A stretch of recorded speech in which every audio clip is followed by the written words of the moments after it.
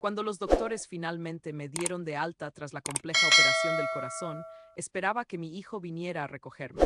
En lugar de eso, recibí una llamada fría diciéndome que tomara un taxi. Al llegar a mi hogar después de semanas de ausencia, una pequeña vagabunda me gritó desesperadamente: «Señora, no vaya adentro.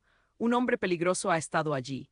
Justo entonces apareció mi hijo, la cayó bruscamente y minutos después llegó la policía. Te agradezco estar aquí conmigo. Continúa mi relato hasta el final y compárteme desde qué lugar me lees, así sabré qué tan lejos ha viajado mi historia. El pitido constante de los monitores había sido mi única compañía durante estas 3 largas semanas. A los 61 años jamás imaginé que mi propio corazón me fallaría de esta manera tan cruel. La intervención quirúrgica resultó ser mucho más complicada de lo previsto, según me explicaron los especialistas. Una triple bypass que me mantuvo en terapia intensiva por días que parecieron décadas enteras. Cuando por fin los médicos autorizaron mi salida, lo primero que hice fue marcar el número de Diego. Mi único heredero, mi tesoro, el hombre de 35 años que había educado sin ayuda después de que su padre nos dejara cuando apenas tenía 5 años. Diego, corazón, ya me permiten irme a casa. ¿Podrías venir a buscarme? Mi voz se escuchaba frágil pero llena de esperanza. La pausa al otro extremo de la línea fue demasiado extensa. Mamá, tengo demasiado trabajo pendiente. ¿No puedes llamar un taxi? Después te devuelvo el dinero. Esas palabras me hirieron más profundamente que cualquier dolor físico experimentado durante estas semanas. Pero, hijo, recién salgo de una operación mayor. Los doctores insisten en que no debo levantar objetos pesados, que requiero asistencia para. Escúchame, ma, ya discutimos esto antes. Eres resistente, siempre lo fuiste. Todo está preparado en casa, simplemente llega y relájate. La llamada terminó antes de poder replicar.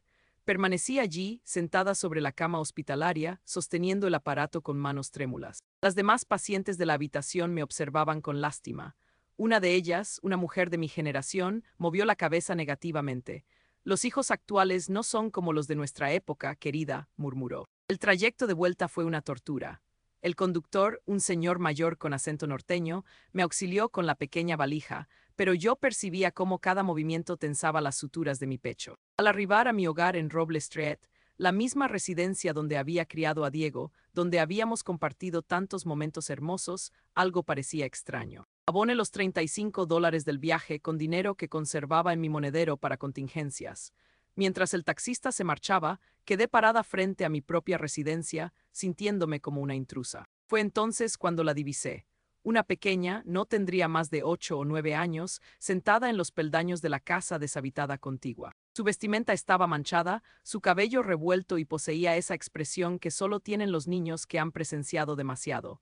«Señora», me gritó poniéndose de pie rápidamente. «Señora, no ingrese, un hombre peligroso estuvo ahí». Su voz se cortó abruptamente. Diego apareció súbitamente como si hubiera estado aguardando oculto. Su semblante era raro, una combinación de inquietud y algo que no logré descifrar. «Carmen, que te he repetido sobre importunar a las personas». Su tono era severo, más severo de lo que jamás lo había escuchado dirigirse a un menor. Se aproximó a la pequeña y la sujetó del brazo, no con delicadeza. «Pero, señor Diego, ella debe saber que. No debes saber nada, márchate de aquí inmediatamente». La niña me miró con ojos implorantes, como queriendo comunicarme algo urgente, algo crucial. Pero Diego la apartó de nosotros y ella corrió hacia la casa abandonada. «¿Quién es esa criatura?», le pregunté. Mi corazón latía irregularmente, no solo por la operación, sino por algo más. «Nadie relevante, ma, una vagabunda que molesta por la zona. Ya contacté a servicios sociales». En ese preciso momento, como si estuviera planificado, 2 patrullas policiales aparecieron en la esquina y se estacionaron frente a nuestra casa. Mi desconcierto se intensificó cuando los agentes descendieron y caminaron directamente hacia nosotros como si supieran exactamente dónde dirigirse. «¿Señora Isabella Morales?», preguntó uno de los oficiales, un hombre joven con bigote. «Sí, soy yo. Recibimos un reporte sobre una menor causando disturbios en el área. Ha experimentado problemas con la niña». Observé a Diego, quien tenía una expresión indescifrable. «Yo no, ella solo me estaba». «La niña padece trastornos mentales», interrumpió Diego. «Ha estado molestando a mi madre, especialmente ahora que está delicada después de la cirugía. Únicamente queremos que la lleven donde pueda recibir atención». Los oficiales asintieron y se dirigieron hacia la casa abandonada. Pude escuchar a la pequeña Carmen gritando, sollozando, protestando mientras la extraían de su refugio improvisado. Señora Morales, el hombre malo, pregunte por las cajas. Pregunte por las cajas del sótano.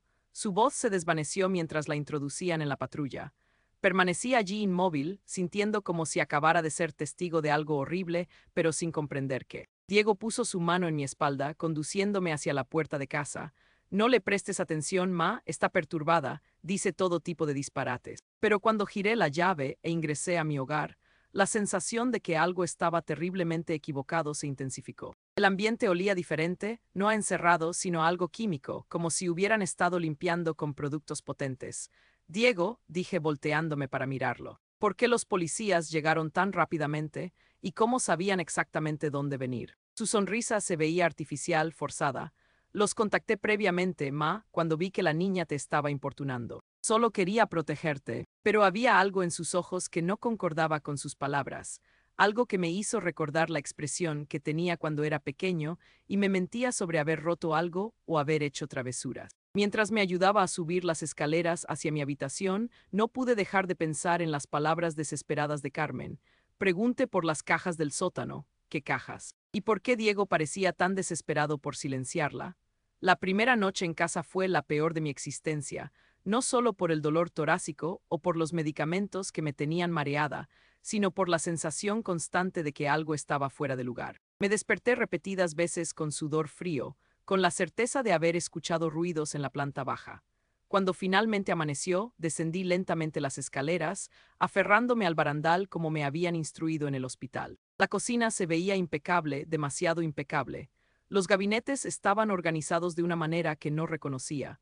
Mis tazas predilectas, las que siempre guardaba en el armario izquierdo, ahora estaban en el derecho. Abrí el cajón donde conservaba recibos y documentos importantes. Estaba completamente vacío. Diego, lo llamé cuando llegó esa mañana con café y donas. ¿Dónde están mis papeles? Él ni siquiera alzó la vista de su celular. ¿Cuáles papeles, Ma? Mis recibos, los documentos del seguro, las facturas, todo lo que conservaba en el cajón de la cocina. Nada de eso, los organicé mientras estabas en el hospital, están en un sitio más seguro ahora. Su tono era casual, como si fuera lo más natural del mundo, más seguro. Diego, esos son mis documentos personales, ¿dónde los colocaste? Por primera vez esa mañana me miró directamente y vi algo en sus ojos que me perturbó. Ma, estás muy estresada. Los medicamentos te tienen confundida. Te los voy a mostrar después cuando estés más calmada. Confundida, esa palabra resonó en mi mente durante el resto del día. Estaba confundida. Era cierto que los medicamentos me hacían sentir extraña, pero sabía perfectamente dónde guardaba mis pertenencias. Durante la tarde, mientras Diego había salido a hacer diligencias, decidí explorar mi propia casa. En la sala, mi colección de figuritas de cerámica estaba completamente reorganizada. Las fotografías familiares de la repisa habían sido movidas, algunas que recordaba claramente ya no estaban ahí. Fue cuando subí al segundo piso que encontré algo que me heló la sangre. La habitación de invitados, que siempre había estado repleta de cajas con recuerdos, ropa de invierno y decoraciones navideñas, estaba completamente vacía. No solo reorganizada, vacía, como si nunca hubiera habido nada ahí. Me senté en el borde de la cama tratando de controlar mi respiración. 30 años de recuerdos. Cartas de amor de mi difunto esposo, dibujos que Diego había hecho en la escuela, fotografías de mi juventud. Todo había desaparecido. Cuando Diego regresó esa noche, lo confronté inmediatamente. ¿Dónde están las cosas de la habitación de invitados? Él suspiró como si fuera un padre perdiendo la paciencia con un niño caprichoso. Ma, esa habitación ha estado vacía durante años. Te estás imaginando cosas. No me estoy imaginando nada. Ahí estaban las cajas con las cartas de tu papá, los álbumes de fotos, tu ropa de bebé. Mamá, por favor, su voz tenía un tono que nunca había usado conmigo antes. Condescendiente, los medicamentos están afectando tu memoria. Contacté al médico y me dijo que es normal después de una cirugía tan fuerte. Esa noche no pude dormir, no solo por sus palabras, sino porque había algo más. Mientras él hablaba, había notado algo en el bolsillo trasero de sus pantalones. Un juego de llaves que no reconocí, llaves que definitivamente no eran de mi casa. Al día siguiente decidí salir a caminar por el vecindario, aunque el médico había dicho que todavía era muy pronto. Necesitaba aire fresco, necesitaba pensar con claridad. Fue entonces cuando la vi otra vez. Carmen estaba sentada en la entrada del callejón detrás de mi casa, jugando con un gato callejero. Cuando me vio, sus ojos se iluminaron con urgencia. Señora Morales, corrió hacia mí, pero se detuvo a unos metros de distancia, como si tuviera miedo de acercarse demasiado. Hola, pequeña. ¿Estás bien? Vi cuando los policías te llevaron. Me liberaron al día siguiente. No había hecho nada malo. Sus ojos se llenaron de lágrimas. Pero, señora, necesito decirle algo importante sobre el señor Diego. Miré alrededor nerviosamente. ¿Qué sobre él? Él no es bueno. Cuando usted estaba en el hospital, él venía aquí con una mujer rubia, y traían cajas y cajas de su casa. Las metían en una camioneta grande. Mi corazón comenzó a latir irregularmente. ¿Qué tipo de cajas? Cajas de cartón, muchas, y también muebles. Vi cuando sacaron una mesa antigua muy bonita y unos cuadros grandes. La mesa antigua, la mesa de roble que había pertenecido a mi abuela, la que siempre estaba en el comedor. Corrí de regreso a la casa, ignorando el dolor en el pecho. La mesa no estaba. El comedor se veía extrañamente vacío sin ella.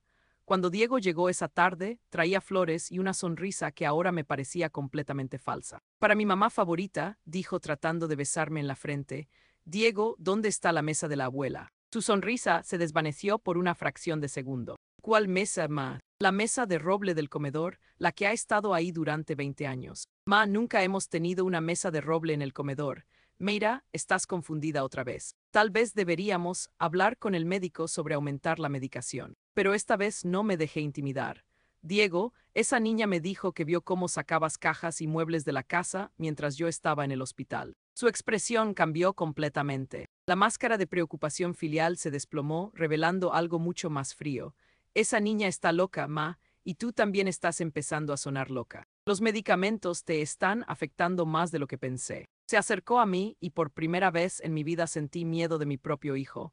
Creo que necesitas más ayuda de la que pensé. Más supervisión. Esa noche, cuando creía que yo estaba dormida, escuché a Diego hablando por teléfono en el piso de abajo.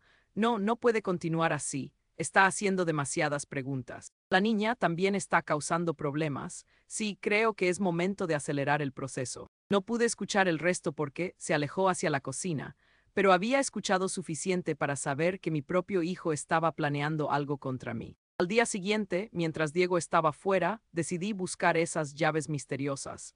Las encontré escondidas en su chaqueta.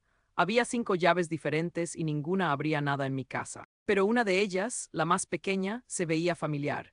Era la llave del armario del sótano, donde yo guardaba mis documentos más importantes en una caja fuerte pequeña. Esa madrugada, cuando el reloj marcaba las 3:20, bajé al sótano con la llave que había encontrado en la chaqueta de Diego.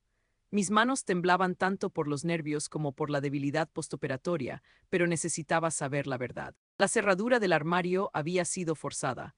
Los pequeños rasguños alrededor del metal me lo confirmaron. Adentro, mi caja fuerte personal estaba abierta, completamente vacía. Los documentos de la casa, mi testamento, las pólizas de seguros de vida, todo había desaparecido. Pero en el suelo encontré algo que Diego había pasado por alto. Una carpeta manila medio escondida debajo de unas herramientas viejas. Cuando la abrí, mi mundo se desplomó. Eran documentos médicos, informes psiquiátricos falsificados con mi nombre, fechados durante mi hospitalización.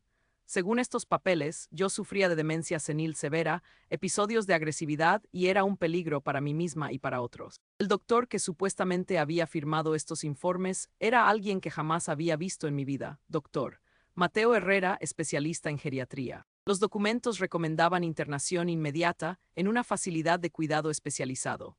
Pero lo que realmente me partió el corazón fue encontrar en la parte inferior de la carpeta borradores de cartas escritas de mi puño y letra, o al menos intentos de imitar mi escritura. Cartas donde yo supuestamente le cedía todos mis bienes a Diego por mi propia seguridad y le daba poder legal completo sobre mis decisiones médicas y financieras. Había practicado mi firma docenas de veces en estos borradores.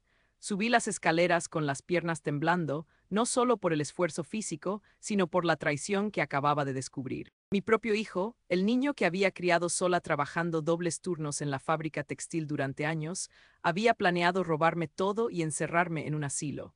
Pero había algo más. En la última página de los documentos encontré algo que me heló la sangre: un contrato de venta de la casa, fechado para la semana siguiente. Diego ya había acordado venderle la casa a una empresa inmobiliaria por $250,000. Mi casa, la casa por la que había pagado hipoteca durante 30 años. La casa donde Diego había dado sus primeros pasos, donde había celebrado sus cumpleaños, donde habíamos llorado juntos cuando su padre nos abandonó. Cuando Diego llegó esa mañana con su habitual café y donas, yo ya no podía fingir normalidad. Buenos días, mijo, ¿cómo dormiste? ¿Cómo crees que dormí, Diego? Algo en mi tono debe haberlo alertado porque su sonrisa se desvaneció ligeramente. ¿Estás bien? Te ves pálida. Puse los documentos sobre la mesa de la cocina, uno por uno. Su cara fue cambiando de color conforme reconocía lo que estaba viendo. ¿Puedes explicarme esto? Por un momento largo, muy largo, Diego no dijo nada. Solo se quedó ahí parado, mirando los papeles como si fueran serpientes venenosas. Finalmente se sentó pesadamente en una silla. Ma, puedo explicarlo. Te escucho. Los médicos me dijeron que tu condición era peor de lo que pensábamos, que la cirugía había afectado tu capacidad mental. Me dijeron que necesitabas supervisión las 24 horas. ¿Qué médico? Diego, el doctor Mateo Herrera, que nunca he conocido en mi vida. Se pasó las manos por la cara. Ma, estás enferma, más enferma de lo que quieres admitir. Estos episodios de paranoia, de acusarme de cosas. Paranoia, aquí están los documentos, aquí está el contrato de venta de mi casa. Su voz se elevó, volviéndose agresiva de una manera que jamás había escuchado. Esta casa es demasiado grande para ti, no puedes cuidarla sola. El dinero de la venta te alcanzará para vivir cómodamente en Villa Dorada. Villa Dorada conocía ese lugar. Era el asilo más barato del condado, conocido por sus malas condiciones y negligencia. Las habitaciones compartidas costaban $1.200 al mes. $250,000, dije lentamente. Menos los gastos del asilo, son unos 200 años de cuidado. Muy conveniente para ti, ¿verdad, Diego? No es sobre el dinero, ma. No, entonces dime, ¿dónde están mis joyas? ¿Dónde está la mesa de la abuela? ¿Dónde están 30 años de recuerdos familiares? Se puso de pie abruptamente, tirando la silla. Estás loca. Igual que esa niña vagabunda, las dos están completamente locas. En ese momento, como si hubiera estado esperando su entrada, tocaron a la puerta. Diego se apresuró a abrir y entró una mujer que jamás había visto antes. Rubia, de unos 40 años, vestida con un traje de negocios costoso. Isabella, ella es Patricia, mi novia. Patricia me sonrió con una sonrisa que no alcanzaba sus ojos. Encantada de conocerla finalmente, señora Morales. Diego me ha contado mucho sobre usted. Tu novia, mi voz sonó ronca. ¿Desde cuándo tienes novia, Diego? Desde hace 8 meses, ma. Queríamos decírtelo después de la cirugía, cuando estuvieras más fuerte. 8 meses, exactamente cuando había empezado a notar que Diego venía menos a visitarme. Cuando comenzó a hacer comentarios sobre lo grande y vacía que se veía mi casa, Patricia se sentó en el sofá como si fuera su propia sala. Diego me contó sobre su condición, señora Morales, debe ser muy difícil para usted aceptar que necesita ayuda. Mi condición. La demencia es algo terrible, continuó Patricia con voz melosa, pero Diego y yo hemos investigado mucho. Villa Dorada tiene un programa excelente para pacientes con sus síntomas. Mis síntomas. Diego intervino rápidamente. Ma, ya hablamos de esto, los médicos fueron muy claros sobre tu deterioro cognitivo. Fue en ese momento cuando escuché un ruido suave en la ventana de la cocina. Tap, tap, tap. Cuando miré, vi a Carmen del otro lado del vidrio haciendo señas desesperadas con las manos. Me acerqué a la ventana y la abrí apenas un poco. Señora Morales, susurró urgentemente, escuché todo desde afuera. La mujer rubia es mala. Ella fue quien dijo que tenían que darse prisa antes de que usted se diera cuenta. ¿Qué más escuchaste, pequeña? Ella dijo que cuando usted esté en el asilo, van a casarse y van a vivir en una casa nueva. Que esta casa es muy vieja para ellos. Diego apareció detrás de mí de repente. ¿Con quién estás hablando, ma? Con nadie, mentí cerrando la ventana. Pero Diego había visto a Carmen correr hacia el callejón. Su cara se endureció de una manera que me dio escalofríos. Esa niña está siendo un problema serio. Creo que es hora de tomar medidas más drásticas. Patricia asintió. Diego tiene razón. No podemos permitir que influencias externas interfieran con su tratamiento médico. Tratamiento médico, como si necesitara tratamiento por descubrir que mi propio hijo me estaba robando. Esa noche, cuando creían que estaba dormida, los escuché hablando en la cocina. Necesitamos actuar rápido, decía Patricia. Si sigue haciendo preguntas, alguien más podría empezar a sospechar. Ya hablé con el doctor Herrera. Los papeles estarán listos mañana. Contraté a 2 enfermeros para que vengan a buscarla el viernes. Si la niña, ya me encargué, los servicios sociales la van a recoger mañana temprano. Esta vez no la van a soltar. Mi corazón se detuvo. No solo me estaban traicionando a mí, también iban a lastimar a la única persona que había tratado de advertirme. Era hora de actuar. A la mañana siguiente actué como la anciana confundida que Diego y Patricia querían que fuera. Cuando Diego llegó con el desayuno, lo recibí con una sonrisa débil y ojos vidriosos. Buenos días, mijo, ¿dormiste bien? Pude ver el alivio en su cara. Pensó que finalmente me había rendido, que los medicamentos y la presión habían funcionado. Muy bien, ma, ¿y tú? ¿No tuviste más de esos episodios raros? Episodios, puse mi mejor cara de confusión. No recuerdo nada raro, solo me siento muy cansada. Diego intercambió una mirada significativa con Patricia, quien había llegado temprano esa mañana con una maleta. Aparentemente ahora vivía aquí. Eso es bueno, señora Morales, dijo Patricia con voz condescendiente.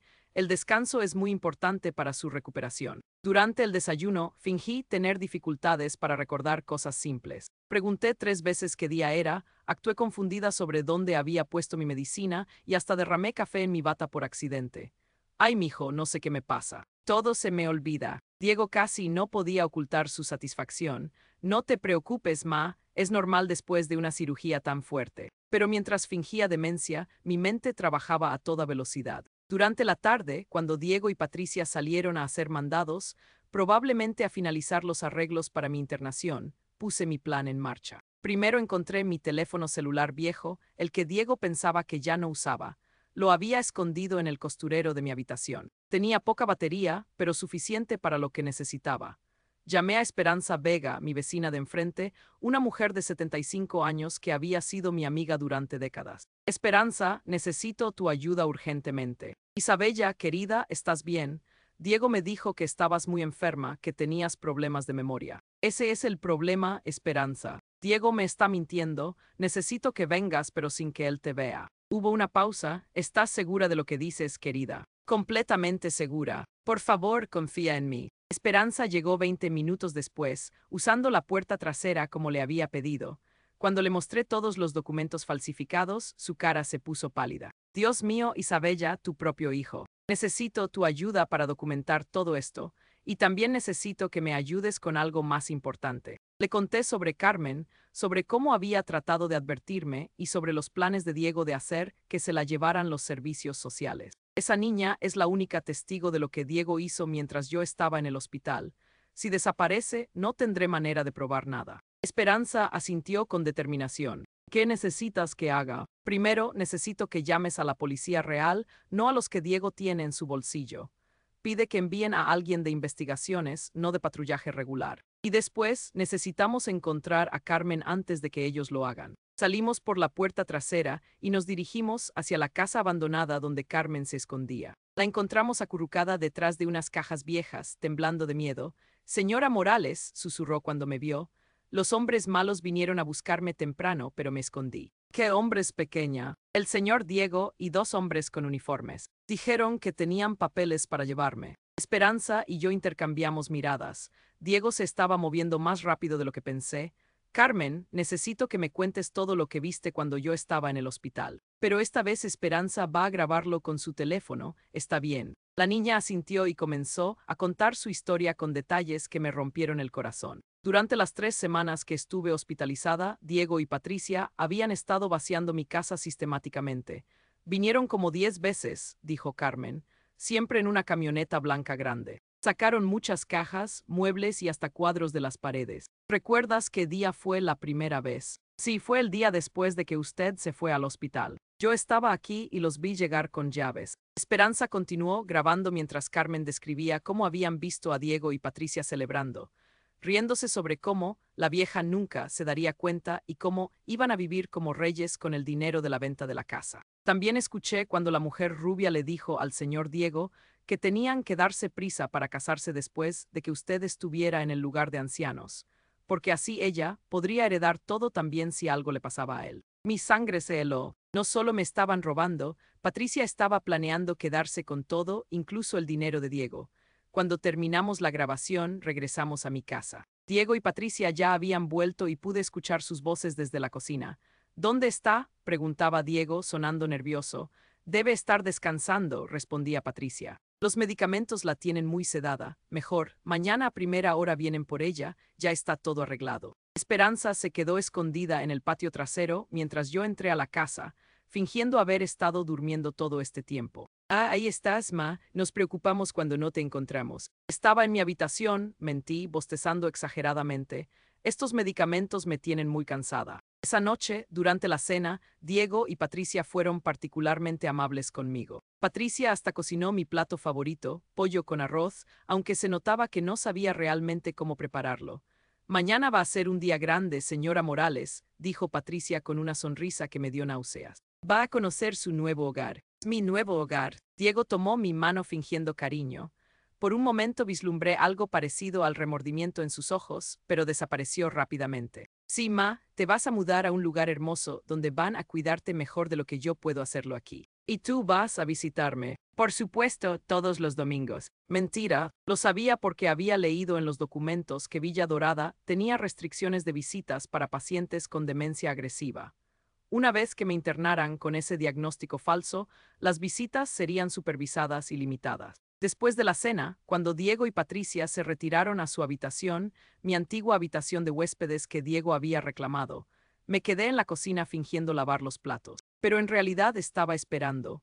A las 11 de la noche, Esperanza tocó suavemente la ventana trasera. Había traído a alguien conmigo, detective Rosa García, de la División de Crímenes contra Ancianos. Señora Morales, susurró la detective, recibí su denuncia, tiene las evidencias. Le entregué todos los documentos falsificados, las copias que Esperanza había hecho de mis documentos reales que Diego había robado, y el teléfono con la grabación de Carmen. Esto es suficiente para una orden de arresto, dijo después de revisar todo, pero necesitamos atraparlos en el acto, dice que mañana vienen a buscarla. Sí, temprano en la mañana. Entonces mañana va a ser el día en que Diego y Patricia descubran que subestimaron completamente a una mujer de 61 años. La detective me explicó el plan. Yo actuaría normal, dejaría que vinieran a buscarme y en el momento crucial ella y sus colegas aparecerían. Y Carmen ya está a salvo. La tenemos en protección temporal con una familia de acogida. Ella será nuestra testigo principal. Esa noche, por primera vez en semanas, dormí profundamente. No porque estuviera tranquila, sino porque sabía que la pesadilla estaba a punto de terminar. Mañana, Diego y Patricia iban a recibir la sorpresa de sus vidas. El viernes por la mañana llegó con una quietud engañosa. Me desperté temprano, a las 6, y me vestí con la ropa que Diego había elegido para mí la noche anterior. Un vestido suelto y cómodo, zapatos sin cordones, todo pensado para una mujer que supuestamente no podía cuidarse sola. Diego y Patricia estaban inusualmente nerviosos durante el desayuno. Él revisaba su reloj cada pocos minutos mientras ella reorganizaba papeles en una carpeta manila con mi nombre escrito en la portada. ¿A qué hora dijiste que venían?, preguntó Patricia por tercera vez. A las 9 en punto, respondió Diego, tamboreando los dedos en la mesa. Son muy puntuales en Villa Dorada. A las 8:45, una camioneta blanca se estacionó frente a la casa. Dos hombres en uniformes azules bajaron y se dirigieron hacia la puerta. Uno era alto y delgado, el otro más corpulento, ambos con cara de pocos amigos.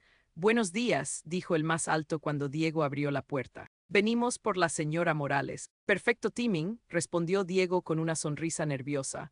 Ma, ya llegaron los señores que te van a ayudar con la mudanza. Actué mi papel a la perfección. Me acerqué lentamente, arrastrando los pies con expresión confundida. Mudanza, no entiendo a dónde voy. Patricia se acercó con voz melosa. A su nuevo hogar, señora Morales. Un lugar hermoso donde van a cuidarla muy bien. El hombre corpulento sacó una carpeta. Tenemos aquí la orden médica para el traslado. Usted es Diego Morales, el hijo. Sí, soy yo. Necesitamos que firme aquí, aquí y aquí. El hombre señaló varias líneas marcadas con X. Esto nos da autorización legal para transportar a su madre y para cualquier medicación que necesite durante el traslado. Mientras Diego firmaba los papeles, yo fingí un momento de claridad mental. Diego, mijo, no quiero irme, esta es mi casa, aquí están todos mis recuerdos. Ma, ya hablamos de esto, vas a estar mejor atendida allá. Pero es que no entiendo por qué tengo que irme. Hice algo malo, vi cómo los dos hombres intercambiaban miradas. Esto no era inusual para ellos, pero había algo en sus expresiones que me perturbó. El hombre delgado habló por primera vez. Señora, entendemos que es difícil, pero es por su propia seguridad. Mi seguridad, pero si aquí estoy segura. Patricia intervino rápidamente. Señora Morales, recuerda lo que hablamos anoche sobre los episodios de confusión que ha tenido. Ahí estaba la palabra clave que habían ensayado. Episodios de confusión que justificarían cualquier protesta que yo hiciera. No recuerdo ningún episodio, dije, pero con voz débil, como si realmente estuviera confundida. Ahí lo ve, dijo Diego dirigiéndose a los hombres.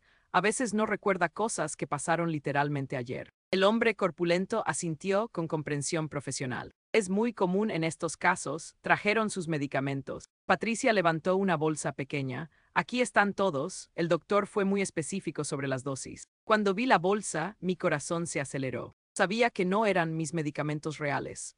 Probablemente eran sedantes para mantenerme tranquila durante el traslado y los primeros días en el asilo. Bueno, señora Morales, dijo el hombre alto acercándose a mí, lista para ir. No quiero ir, dije, pero mi voz sonó más como un quejido que como una protesta real. Por favor, Diego, no me hagas esto. Diego se acercó y me tomó las manos. Por un momento vislumbré algo parecido al remordimiento en sus ojos, pero desapareció rápidamente. Ma, es por tu bien, no puedes seguir viviendo sola. Pero no estoy sola, tú estás aquí conmigo. No puedo estar aquí todo el tiempo, tengo que trabajar. Tengo mi propia vida. Su propia vida, con Patricia, en mi casa, con mi dinero.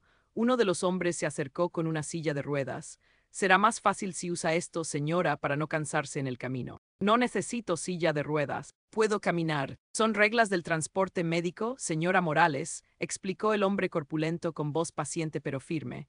Fue entonces cuando noté algo. El hombre delgado tenía un radio en el cinturón, pero no parecía ser de una ambulancia o servicio médico oficial. Se veía más como un walkie barato. Y sus uniformes, aunque parecían profesionales a primera vista, tenían algo raro.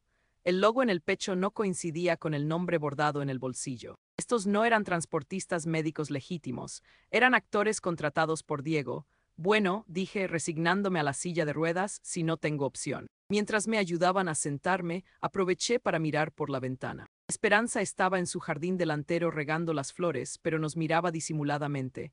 Era la señal que habíamos acordado, todo estaba listo. ¿Llevaron las maletas?, preguntó Patricia. Sí, ya están en la camioneta, respondió el hombre corpulento, por supuesto. Las maletas que habían empacado sin consultarme, con la ropa que ellos habían elegido. Probablemente todo era ropa vieja y barata. La ropa buena ya la habrían vendido junto con todo lo demás. Mientras me empujaban hacia la puerta, fingí un último momento de resistencia. Diego, por favor, no puedes hacer esto, soy tu madre. Ma, ya basta, estás haciendo esto más difícil de lo necesario. Pero es que no entiendo por qué me echas de mi propia casa. Patricia se acercó con cara de preocupación fingida. Señora Morales, nadie la está echando, solo va a un lugar donde van a cuidarla mejor. Yo no quiero que me cuiden, quiero quedarme en mi casa. El hombre alto comenzó a empujar la silla hacia la camioneta. Es normal que estén confundidos al principio. Una vez que llegue al facility, se va a sentir más tranquila. Facility, ni siquiera podían llamarlo por su nombre real, asilo. Cuando llegamos a la camioneta, vi que tenía ventanas tintadas y no había letrero de ningún servicio médico. Solo era una camioneta blanca común y corriente. Diego, dije una última vez, si haces esto nunca te lo voy a perdonar. Por primera vez esa mañana, su máscara se resquebrajó ligeramente. Ma, algún día vas a entender que esto es lo mejor para ti. Los hombres comenzaron a levantar la silla de ruedas para meterme en la camioneta. Ese era el momento. Ahora, grité con todas mis fuerzas. De repente, la calle se llenó de actividad. 5 patrullas de policía aparecieron de la nada, con sirenas y luces. La detective García salió de una de ellas, seguida por varios oficiales. La cara de Diego cambió del nerviosismo a la confusión total y luego al terror puro. ¿Qué está pasando?, gritó Patricia. Los 2 hombres de la camioneta soltaron mi silla y trataron de correr, pero ya estaban rodeados. Diego Morales, dijo la detective García, acercándose con las esposas en la mano, está arrestado por fraude de ancianos, falsificación de documentos y conspiración para cometer secuestro. Esto es un malentendido, gritó Diego. Mi madre está enferma, tiene demencia. Su madre, dijo la detective con una sonrisa fría, está perfectamente cuerda y tiene evidencia suficiente para encerrarlo durante muchos años. Patricia trató de correr hacia su auto, pero 2 oficiales la interceptaron antes de que pudiera llegar. Patricia Vega, gritó otro detective, también está arrestada por los mismos cargos. No saben de lo que están hablando, chilló Patricia. Esa vieja está loca. Me puse de pie de la silla de ruedas, sorprendiendo a todos los que no sabían la verdad. No tan loca como pensabas, querida. le dije con una sonrisa que no había sentido en semanas. Diego me miró con incredulidad absoluta. Ma, ¿qué hiciste? Lo que tú nunca me enseñaste a hacer, mijo, defenderme. 6 meses después del arresto de Diego, yo estaba sentada en mi porche delantero viendo a Carmen jugar con el gato callejero que habíamos adoptado. El sol de otoño creaba patrones dorados a través de las hojas de los árboles, y por primera vez en años me sentía completamente en paz. El proceso legal había sido más rápido de lo esperado. Con todas las evidencias que teníamos, los documentos falsificados, la grabación de Carmen, el testimonio de Esperanza y las confesiones que Diego y Patricia habían hecho sin darse cuenta mientras estaban bajo investigación, el caso fue prácticamente indefendible. Diego fue sentenciado a 5 años de prisión por fraude de ancianos y falsificación de documentos.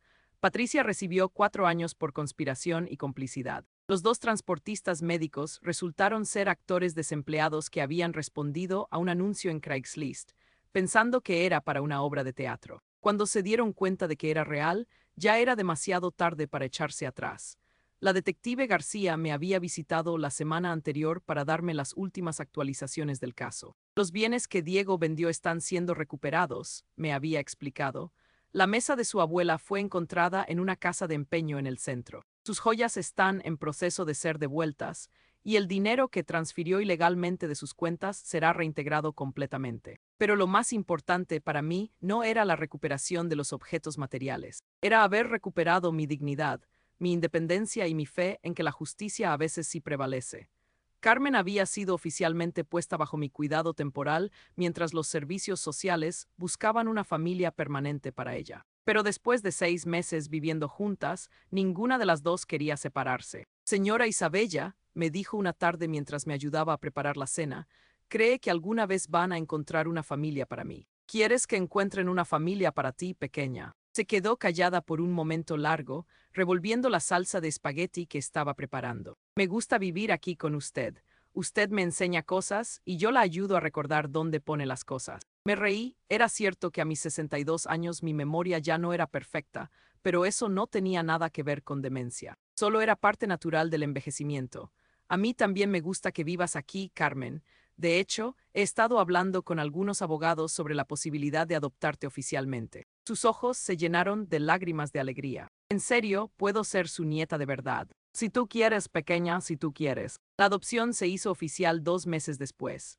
La juez Elena Vázquez, una mujer mayor que entendía perfectamente lo que habíamos pasado juntas, firmó los papeles con una sonrisa. Es inusual, había dicho, pero en circunstancias excepcionales, las familias se forman de maneras excepcionales. Carmen, que ahora tenía 9 años, iba a la escuela local y se había convertido en la nieta que nunca pensé que tendría. Era inteligente, curiosa, y tenía una fortaleza que venía de haber sobrevivido en las calles por meses antes de que nos encontráramos. Esperanza se había convertido en algo así como una abuela adoptiva también. Venía a comer con nosotras todos los domingos, y Carmen la había convencido de enseñarle a tejer. Es bueno tener una casa llena de vida otra vez, me decía Esperanza mientras veíamos a Carmen perseguir mariposas en el jardín. Una tarde de primavera, casi un año después de mi cirugía cardíaca, recibí una carta inesperada. Estaba marcada con el sello del Centro Penitenciario Estatal. Era de Diego. Mis manos temblaron mientras abría el sobre. No sabía si quería leer lo que había escrito. Ma, sé que no tengo derecho a escribirte después de lo que hice. Sé que no tengo derecho a pedirte perdón, pero necesito que sepas que no era mi intención lastimarte tanto. Patricia me convenció de que estabas realmente enferma, de que no sabías lo que era mejor para ti, me hizo pensar que te estaba ayudando. Sé que suena a excusa y tal vez lo es. No estoy escribiendo para pedirte que me visites o que me perdones. Estoy escribiendo porque necesitaba decirte que me doy cuenta ahora de cuánto sacrificaste por mí toda tu vida. Trabajaste dobles turnos para que yo pudiera tener lo que necesitaba. Nunca te casaste otra vez porque dijiste que yo era tu prioridad, y así es como te repagué. No espero una respuesta. Solo quería que supieras que todos los días pienso en lo que perdí, no solo mi libertad. Te perdí a ti, y eso duele más que cualquier celda de prisión. Tu hijo que lo lamenta, Diego. Puse la carta en la mesa de la cocina y me quedé mirándola por un largo tiempo. Carmen entró corriendo desde el jardín, con las mejillas coloradas por el ejercicio. Señora Isabella, ¿está bien? Se ve triste. No estoy triste, pequeña, solo estoy procesando. Esa noche, después de que Carmen se fuera a dormir, volví a leer la carta. Había una parte de mí que quería creer que Diego realmente se arrepentía. Había otra parte que sabía que probablemente esto era solo otra manipulación, un intento de obtener mi simpatía para cuando saliera de prisión. Pero había una tercera parte, la más sabia, que entendía algo importante. Ya no importaba si Diego era sincero o no. Su arrepentimiento no podía deshacer lo que había hecho, y mi perdón no era algo que él pudiera ganar con palabras. Al día siguiente me senté a escribir mi respuesta. Diego, recibí tu carta. Agradezco que reconozcas el daño que causaste, pero necesitas entender algo. Tu arrepentimiento no cambia lo que hiciste. No borra el terror que sentí cuando descubrí que mi propio hijo había planeado robarme todo y encerrarme en un asilo. No te escribo esto para lastimarte, sino para establecer una verdad clara. No habrá reconciliación entre nosotros. No porque sea cruel, sino porque he aprendido finalmente a proteger mi paz. Espero que uses el tiempo en prisión para reflexionar realmente sobre tus elecciones y para convertirte en una mejor persona. Pero esa transformación, si es que ocurre, será para tu beneficio, no para el mío. Tengo una nueva familia ahora. Carmen y yo hemos construido un hogar lleno de honestidad, respeto mutuo y amor real. Por primera vez en años soy verdaderamente feliz. No me busques cuando salgas de prisión. No vengas a mi casa. No trates de contactarme. He cambiado mi número de teléfono y he dado instrucciones a mis abogados sobre cualquier intento de acercamiento. Esta es mi última comunicación contigo, Isabella Morales. Envié la carta esa misma tarde. No sentí tristeza al hacerlo, ni culpa.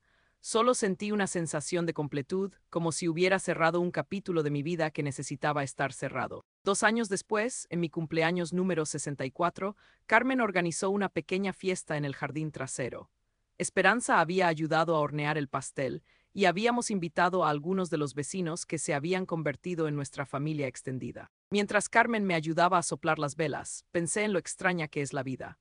Si no me hubiera enfermado del corazón, si Diego no me hubiera traicionado, si una pequeña niña sin hogar no me hubiera advertido sobre el peligro, nunca habría descubierto la felicidad que ahora tenía. A veces el peor momento de tu vida es la puerta hacia el mejor.